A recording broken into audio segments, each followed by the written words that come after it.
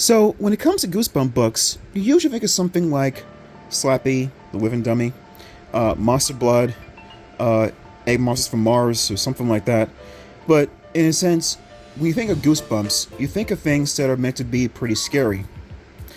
Not really something that kind of passes off like an adventure story, but has Goosebumps covering over it. There are several books in the series that have something like that, like How I Learned to Fly, Attack of the Jack from the Cyberwar series, and They Call Me the Night Howler is no different than those two books as well too.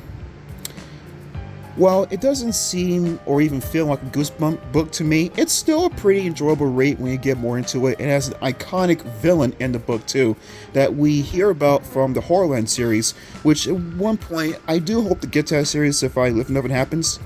I pray that I can, because I got some things to say about the Horrorland series too at some point. It's gonna be pretty interesting.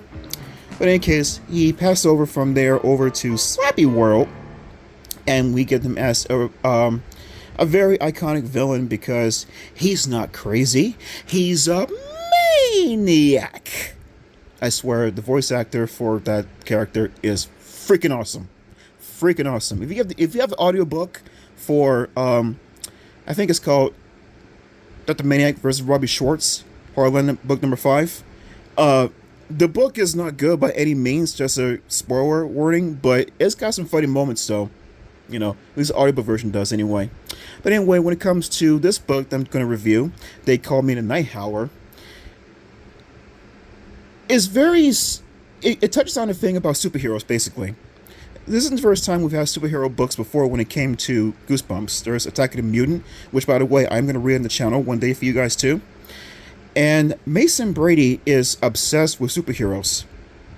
And when it comes to him getting the Night Howler costume from Corey, whom we never see again after he teaches him how to do the shadow thing over the enemies, is mainly all about trying to keep the costume and his identity a secret. Otherwise, he's going to lose his powers for good. It's going to be just an ordinary Halloween costume if he happens to tell anyone or anyone even sees him in the costume doing what he's doing.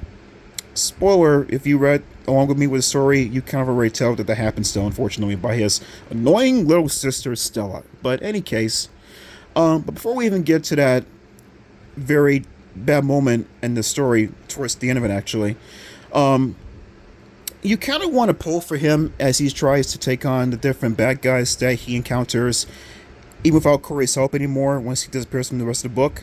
But every time that he tries to take down a bad guy, and almost succeeds actually too, he gets waylaid by Blue Strawberry.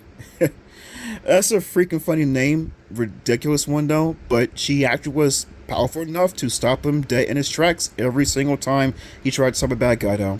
But I kind of think to myself that when it comes to her powers, if he had just, thought more about how to counter it, like make a shield over himself to repel the fruit that she had to rain down on him, she wouldn't have beaten him all those times. But then again, if he's caught by surprise, he's not going to know about anything of her until it's too late, I guess. But you kind of have a feeling for him, that he gets very close to beating the bad guys who want him to succeed, but then she comes up and sabotages every attempt that he has. Which kind of makes you think that he is not really cut off for being a superhero. And in the end, he turns to the dark side, saying if you can't beat him, join him. That's what happens in the book, if you're along with me. And that's just how it ends, so. But the whole premise about him being a superhero and stuff, it's a pretty good book. It's some slow burns here and there during the chapters. But when the action gets going, it's somewhat pretty good. I really want to say that I had a good time reading this book. I wasn't really too keen on it when I first heard about it, because when I first saw the cover, I was like, what the hell am I supposed to depict from this cover, actually? But reading more into it is actually pretty good, and so is the audiobook version of it too, as you really get more into his adventure and hearing that traditional "oh" howl that he makes, which I'm pretty sure the narrator who read that book had a blast of a time reading it, like he did, like I did too. Yeah.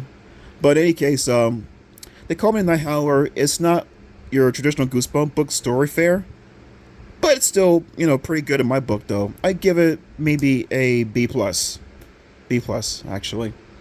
Um, so like I said before, be on the lookout for Attack of the Mutant, which I'm going to read on my channel. Now that the Night Howler story is over with now, so I hope that you guys really are interested and excited to see that book, or rather hear that book actually.